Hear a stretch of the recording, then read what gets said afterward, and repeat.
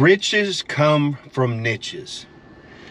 Today we're going to talk about creating a niche within your party rental business so that you can maximize the ability to make profit and your knowledge and skill of doing whatever particular niche that you have, and at the same time, maintaining your business in an area to where you're not cornered into a market or something like that. It's really, really important that party rental businesses understand that the majority of your money is going to come from a certain part of your equipment. I went through my inventory and my sales from last year, and fully 1/3 of my equipment, and that's including everything from concessions all the way up to the amusement rides and everything, fully 1/3 of my equipment is water based units.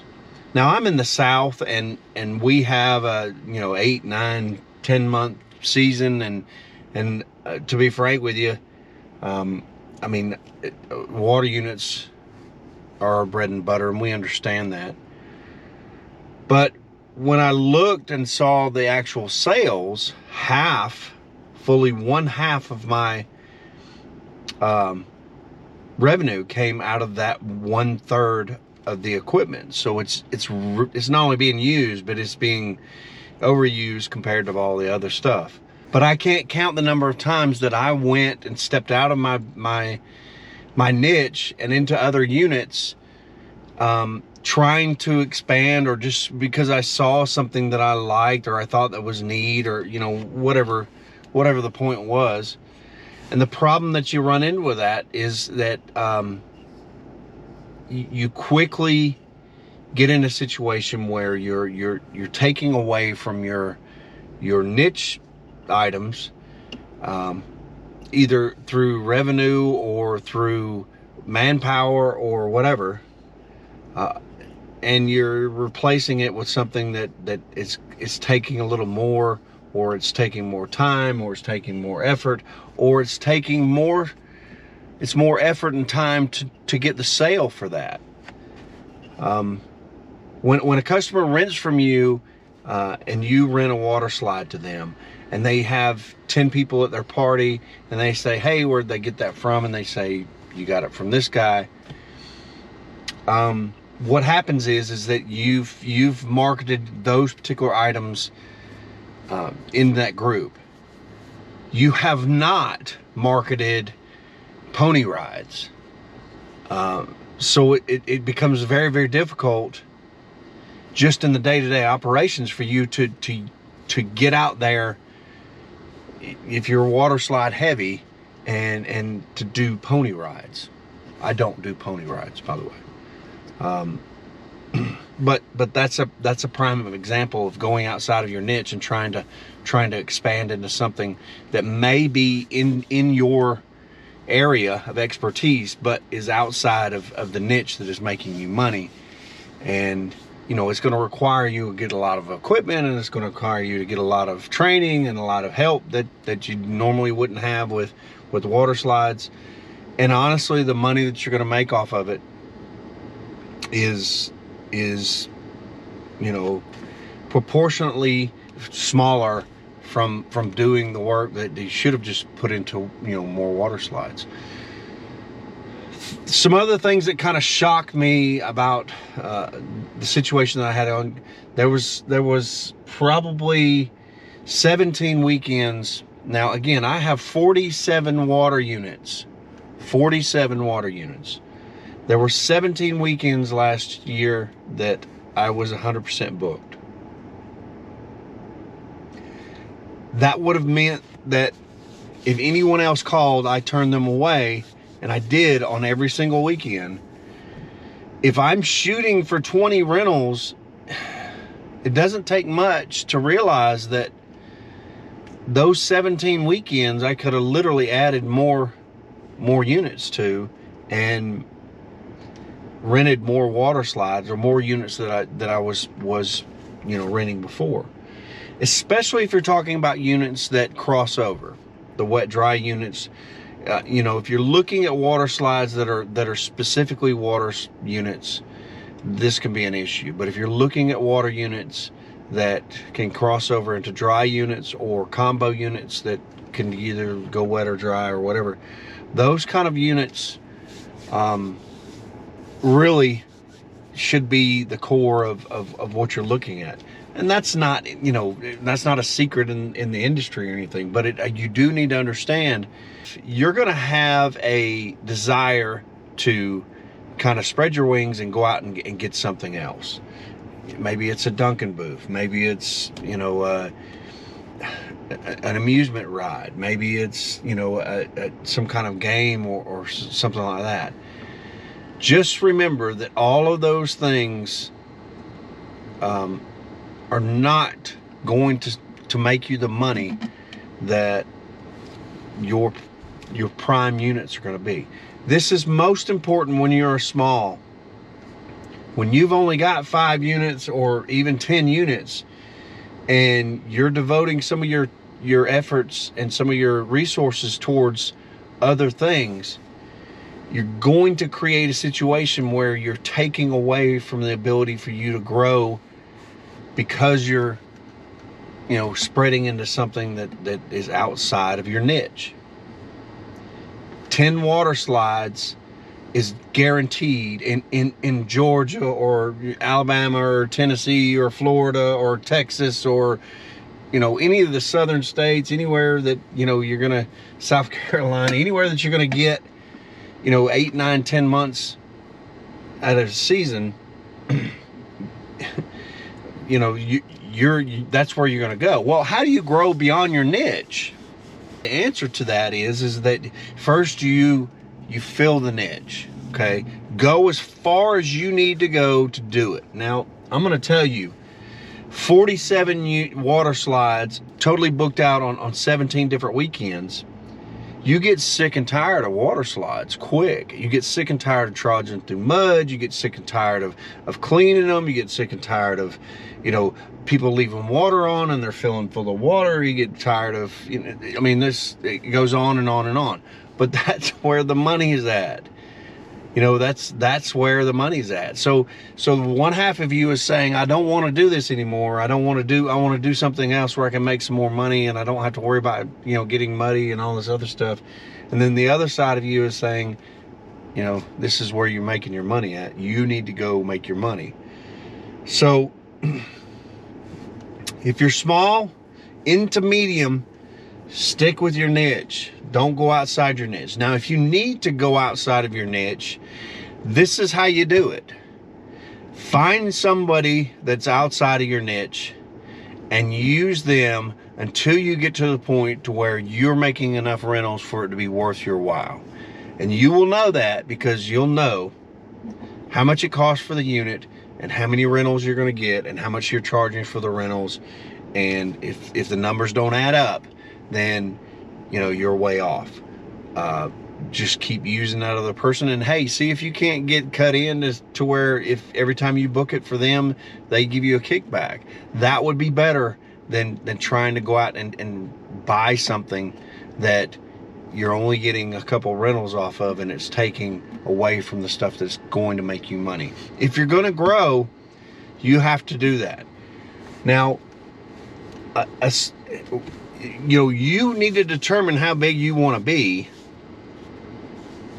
and each step up the ladder takes more and more resources from you. You got to have more trucks, you got to have more employees, you got to have more insurance, you got to have more gas, you got to have more units, you got to have more tarps, stakes, everything, straps, storage. Everything takes more. So you figure out where you want to be. A couple doing this together that is in fairly good shape and has the equipment and everything, you get much more than 10 units, and you're going to find it difficult to rent those units out. They can sit in your warehouse and look pretty, and you can say, look at all my units. I've got all these units. Isn't that amazing? But they're not making you any money. They're sitting in your warehouse. So, all right, when we're talking about niches, make sure you do your research. Make sure you determine what is selling. And you can go back through your own sales, or you can call other companies and ask them. A lot of them will just give you the information that you need. You can also contact the manufacturers and ask them what's going good and what's selling and what would be good for somebody that has. I mean, these people want to sell you a unit and they want you to succeed, because if you succeed, then you're going to buy more units. So you're not going to have a problem in the world with contacting one of the manufacturers and getting information from them, because again, they want you to be on top of things and succeeding. So make sure you do your research and you understand what you're getting into when you get into your niche, so that you know where your money is best spent. You need to consider the size of your niche. You don't want a niche that is so small that you're so specific that's all you're doing, and it creates an issue for you. I saw a gentleman who did Dunkin' booths. He had 13 Dunkin' booths in a particular area. Now, here's the problem that I have. In the South, it would probably be okay, but here's the problem that I have. You're literally getting, only a couple $100s off of a Dunkin' booth. A Dunkin' booth is very difficult to transport multiple units at once. Usually, you can only do one. Not to say that you can't do more, depending on what your setup is. So you're limited by the weather. You're limited by your delivery. And a dunking booth is a more specific thing as far as an event. It's not something that you could do in backyard parties or something like that. That is most popular. You can do them there, but again, most people don't want them. Well, if you're looking at that, then you're probably expanding. And dollar for dollar, pound for pound, the amount of money that you're getting out of a Dunkin' booth compared to the amount of money that you're getting out of a bigger water slide, it just does not compare. The bigger water slide is going to have more rentals. It's going to generate more money in the whole 9 yards. Now, this guy, he made his whole business out of that, and he did well. Again, you're kind of limited in the amount of things that you can do, and I felt like that he was probably traveling a lot more than you would have to, unless if you had water slides or something like that. But he did what he did. So, but the whole thing is that you need to make sure that your niche isn't too small or too big. You can get into the water slide part of it, or even just the bounce house side of it, and just go and look at how many different kind of water slides there are, or how many different inflatables are out there. And you can get everything from inflatable tents to inflatable shooting ranges to inflatable games to inflatable amusement rides, inflatable water units, inflatable on the water units, inflatable on and on and on. And you can get to the point to where you've got all these items and none of them are going out, and they're not generating the revenue that you need. So you can be too big of a niche within a particular area.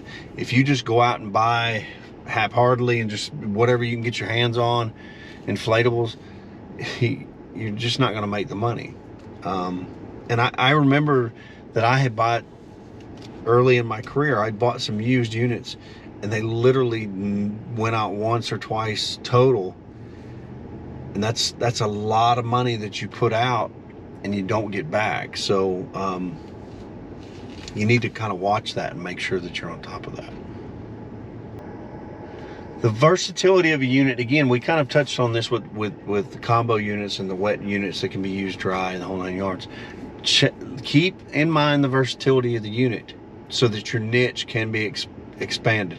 Now, be careful of this, because you can get a piece that is versatile, and it takes away from its primary use. And the problem that you're going to have that is that people will step over you and go to something else because they really wanted a water slide, and what you have is a kind of a water slide, or you know, something that doesn't quite fit the gap. The inflatables, me personally, the inflatable obstacle courses that are wet are a prime example of this. You can use them wet, but they are a nightmare to clean. And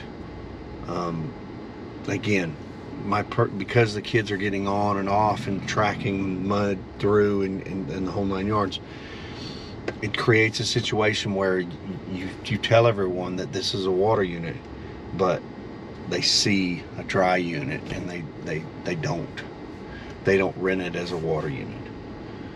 So keep that in mind. Make sure that, you know, your items are versatile, but not so versatile that it takes away from its primary.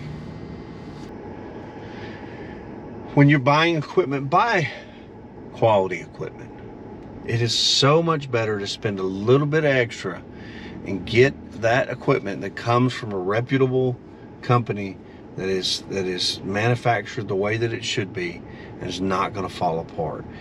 I can't tell you the number of times I see these Walmart inflatables that are these nylon inflatables that people are trying to rent as commercial inflatables. That's no way to do business. The problem that you're going to have is that it's going to tear up. It may not be insurable. You're going to burn through money because it's going to cost you, you know, $500, $600, $700, $800, and you're going to get 2 or 3 rentals out of it, and you're not going to be able to generate, you know, the money that you need off of it. And you can set as many rules on something like that as you want, but the customer is going to be the customer, and they're going to do what they're going to do, and it's going to create a situation where, you know, it's going to go there. Buy quality equipment, spend the extra money within your niche, and you're going to make the money back so that you're not in a situation where you're losing, you know, because of you know, not pulling the trigger on price instead of quality. Don't do that. You need to keep up with the trends in the industry. Now this, again, this can be a trap, because for a while there, you know, the game trailers were a huge trend, and people were spending $50,000 on a game trailer and then taking it out, you know, 10 times a year, and it would literally take you 10 years to make that kind of money back on those kind of rentals. So you need to be careful what you're doing when you're following these trends. At the same time, you don't need to be in a situation where you're not creating the items, or you're not getting the items that people are out there looking for. I know that there was a manufacturer one time who was located in the Northeast, and because their season was only 1 or 2 months long, they didn't focus on water slides. Now they have some incredible units and stuff, but for years and years and years they did not sell water slides. And I can't imagine the amount of money that they lost because they did not sell water slides when water slides are the biggest thing going. I mean, they do now. And honestly, there's not a whole lot of difference between a water slide and a dry slide. There's a little bit on the safety side and a little bit on the you know, manufacturing side, but I think even now all the units are made with the same thread that doesn't degrade and things like that. So long story short, make sure that you keep up with the trends, make sure that you stay on top of what the people are asking for and what they want, but also make sure it's not something that you're going to get into that's you know, going to create a situation where you're spending more money than you would ever make on it. Again, keep your eye on the target when it comes to money, and how much it costs and how much you're going to spend in the whole 9 yards, so that you're not in a situation where you're spending more money than you're ever going to make on that. And that's how you're going to stay within that niche and keep your money going.